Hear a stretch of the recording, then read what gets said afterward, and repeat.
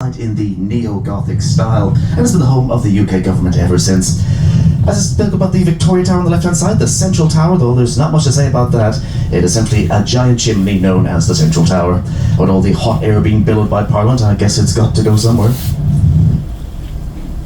In terms of the name Big Ben itself, the name comes from Sir Benjamin Hall, a rather large, very round, very loud man who, well, didn't get on with his co-workers. And when the time came to install the bell, they took one look at it, saw that it was also large, round and loud, and said, that looks just like Ben, and thus the name stuck. Let's just be glad his name wasn't Richard, or we'd have a completely different landmark.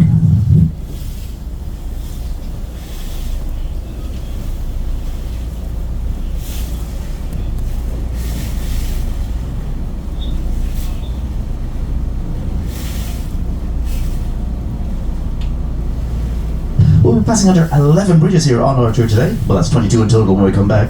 But the bridge up ahead, Westminster Bridge, is perhaps the most popular bridge here on the River Thames. It's got the highest footfall of all the bridges.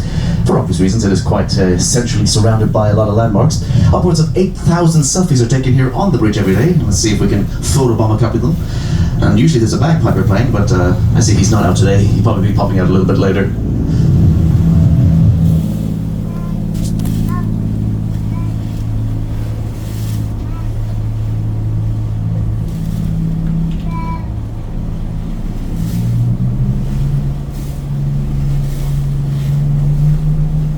Let's see if we can photobomb a couple of pictures. Hello up there, Westminster Bridge.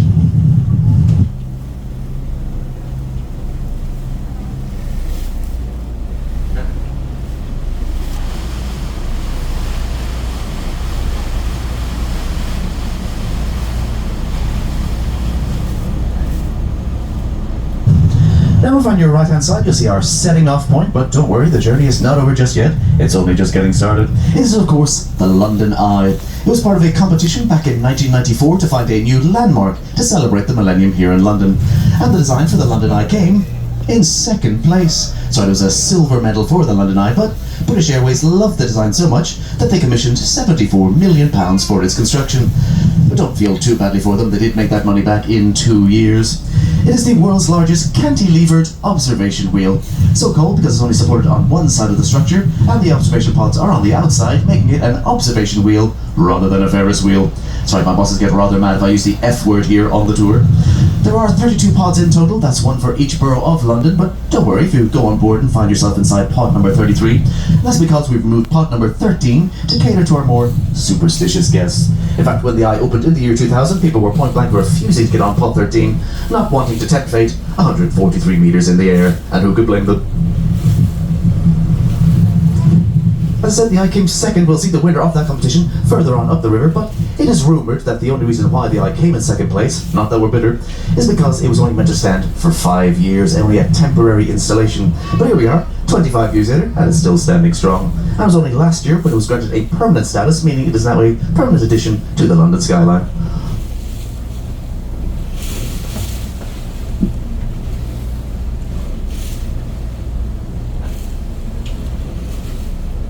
Oh, those clouds up ahead do look threatening. Hopefully we'll be fine. We're just coming up to the Golden Jubilee Bridge up ahead. And if you're wondering why they share the same aesthetic as the Eye, that's because they were built using the leftover remnants, the leftover metals from the Eye's construction, making it not only the cheapest bridge here on the River Thames, but also the youngest, built in 2002. And of course, the two Golden Jubilee bridges on either side of the Hungerford Railway Bridge leads inside to Charing Cross Station on your left-hand side, which is the exact centre of London. That large round building was designed by Terry Farrell in the 1980s and is meant to represent a giant steam engine departing the station in a great plume of smoke. But to me, every time I look at it, it just looks like a giant toaster. I can't see what he's going for, but, well, the smoke, that just means that the toast is burning.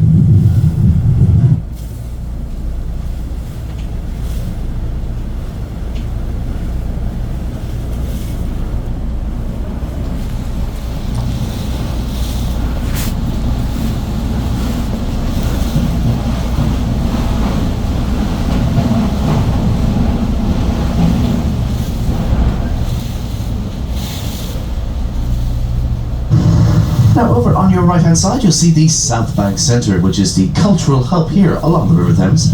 The Royal Festival Hall was built in 1951 as part of the Festival of Britain, sort of a tonic to the nation to raise the nation's spirits after a couple of depressing years of World War II. Nowadays it is the home of the London Philharmonic Orchestra, And if you pop online, you can check out the rehearsal schedule, and it's completely free to sit in on the rehearsals, so you can fancy yourself a little bit of culture, get yourself a free orchestra. And just to the left of that yellow spiralling staircase, just underneath there, that is the Undercroft, which was built in the 1970s and is said to be the home of UK skateboarding. So you can pop along, watch them pull off their tricks, it's pretty entertaining. And then again, if they fail to pull off the tricks, I guess that's pretty entertaining as well. Now we're just coming up to Waterloo Bridge just up ahead. This was known as the Ladies' Bridge, and that's because it was built during World War II. When all the men were off fighting on the front lines, 95% of this bridge's construction team were made up of women, making it the only bridge here on the River Thames to be built on time and under budget. And I'm pretty sure we all know the reason why. Now, don't ask me the science behind this, but apparently it is built using a self-cleaning stone. It was sourced from a quarry where on a rainy day, and we get quite a lot of them here in London, the rainwater reacts with the stone, creates sort of a chemical reaction, and the bridge essentially cleans itself, making it technically the cleanest bridge here on the River Thames.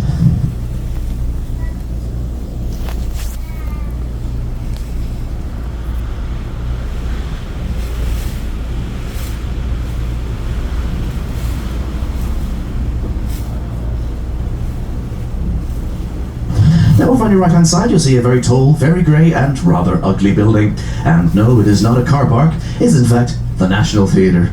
It was unveiled in 1976 where King Charles himself decreed it as looking like the back end of a nuclear power station.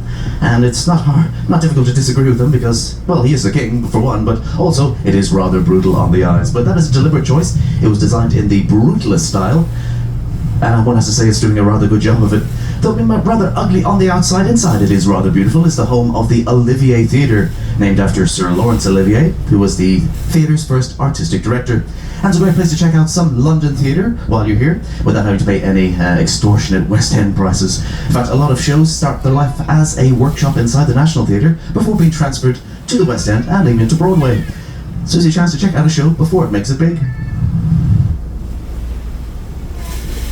And of course, coming up on your right hand side, you'll see this red building, white stripes with a grey tower on top. And if you told me that tower spells out the word OXO, I'd have to say, you're seeing things, you're imagining things. No, it does not. Even though it used to be the home of the OXO company. And you don't know who the OXO company are? They make these little stock cubes, you add water, turns into gravy. It is the pinnacle of British cuisine. Well, back in the 1930s, they were taken to court because it is illegal to have any skyline advertising here on the River Thames because the Thames itself is a royal pathway. Well, the OXO company, they hired themselves a very clever lawyer who stood up in front of the judge and said, "Your Honour, we know the law. We have not broken any laws. We have not advertised our company name. We simply ordered a series of random geometrical shapes to serve as our windows. They just so happen to come in the form of a circle, a cross, and another circle. They are not letters. It's just a complete coincidence that it spells out our company name." Do you believe him? No. Of course not. Well, the judge did, and they got away with it. But unfortunately, that judge has not worked a case since. He became a bit of a laughingstock. Stock cubes. Don't worry, the jokes do not get any better if you go down the river. It's all downhill from here, I'm afraid. Now, just coming up on your left-hand side, you start to get your first glimpse of St. Paul's Cathedral. This is the 5th iteration of the dome, the 4th, of course, burning down in the Great Fire of London of 1666. It then reopened in 1711, designed by Sir Christopher Wren. It stands at 365 feet tall, that's 1 foot for every day of the year, because Sir Christopher was a rather religious man, believed you should pray every day of the year and not just on the holidays. Sorry, Christopher, some of us got things to do. When it opened, it was meant to be adorned with a 60-foot golden pineapple on top, but the church stepped in and said, "No, Christopher, pineapple does not belong on pizza, it definitely does not belong on top of a cathedral," so they settled for the more traditional cross instead. But if you look a little bit to the left, you'll see those two glowing golden orbs. They are, in fact, pineapples. So Sir Christopher got his way in the end, but they only stand at 6 feet tall rather than 60 feet. After wondering why the obsession with pineapples, well, that's because back in the 18th century, pineapples would have been seen as a symbol of status, luxury and wealth, with one pineapple costing in today's money over £5,000. Now we're just coming up to Blackfriars Bridge up ahead, known as 2.5 bridges, and you'll soon see why. You see these stone columns here on either side of the bridge. There's carvings of freshwater birds on this side, and on the other side, there's carvings of saltwater birds. And that's because the Victorians believed it was at this point of the river where freshwater and seawater mixed. Of course, we now know that it's not true. It is actually 9 miles away further up the river in Richmond, but I guess that's all water under the bridge now.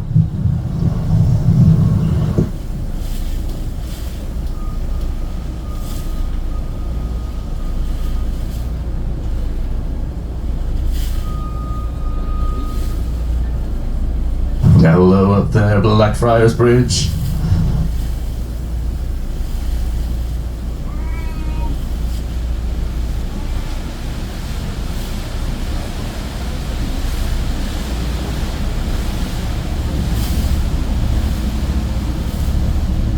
As we pass through, you notice these strange, mysterious red columns on either side of the vessel. What purpose could they serve? Well, all shall be revealed in part 2 of the tour. I'll keep you in suspense for now.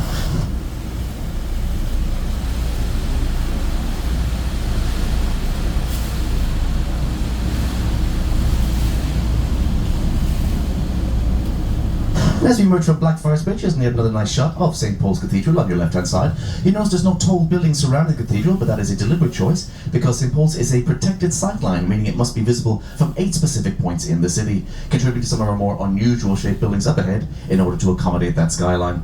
In fact, even the City of London School here, coming up on the left-hand side, has got this large glass atrium in the middle.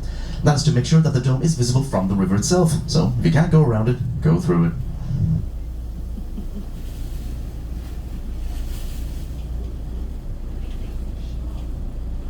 Now just coming up on the right hand side, you'll start to see this white building with a thatch roof, and you'll be forgiven for thinking that this is the oldest building here on the Thames, but it was in fact built in 1997.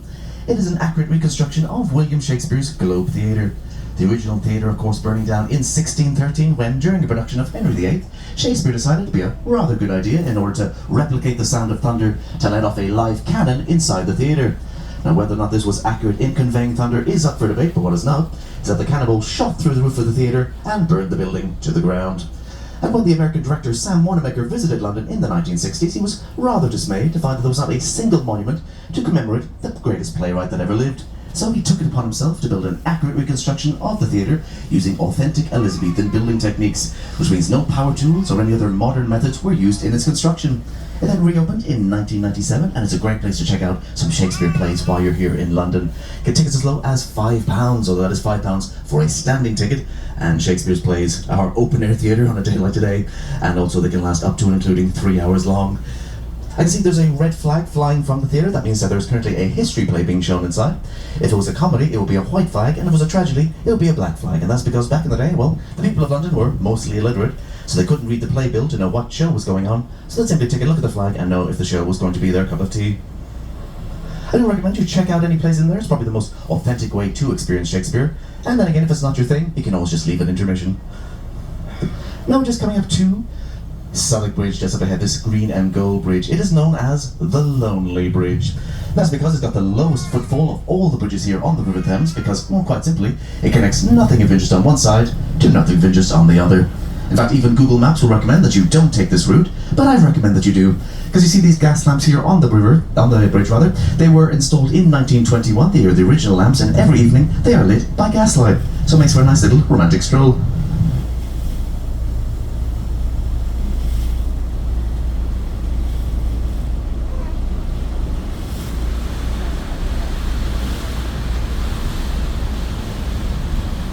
Now over on your right hand side where this large red crane stands, that would have been where the Globe Theatre originally would have been, but unfortunately not a single scrap of it remains to this day. And it wouldn't be a tour without pointing out a pub, but it's not just any pub. But just to the left of that crane you see this brown building with red windows. It's not just any pub, it is the Anchor Tavern, where a pub or ale house has existed on this very spot for over 800 years. Its clientele have included Shakespeare himself, due to the proximity to the Globe. Sir Charles Dickens is said to have penned some works inside that pub, and even the great diarist Samuel Pepys is said to have spied the start of the Great Fire of London from those very windows.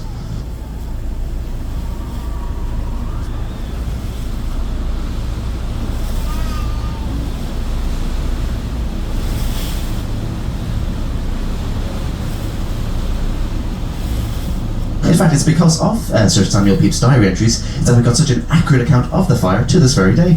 And speaking of the Great Fire of London, over on your left-hand side, just beyond the buildings there, you see this tall grey column with a golden orb on top. That is the monument to the Great Fire of London, known simply as the Monument. It stands 66 feet tall, but that's not just to commemorate the year of the fire, but also if you were to lay it flat on its side, the tip of the flame would touch the building where the fire is said to have started, which is a bakery over on Pudding Lane. 311 steps will take you up to the observation platform, also designed by Sir Christopher Wren, with the intention being that the people of London could climb to the top and watch the city being rebuilt around them after the fire. Although despite the devastation of the Great Fire of London, only 6 people were killed, but during this monument's construction, it has since to this day killed 8 people, meaning that the monument is more deadly than the fire itself.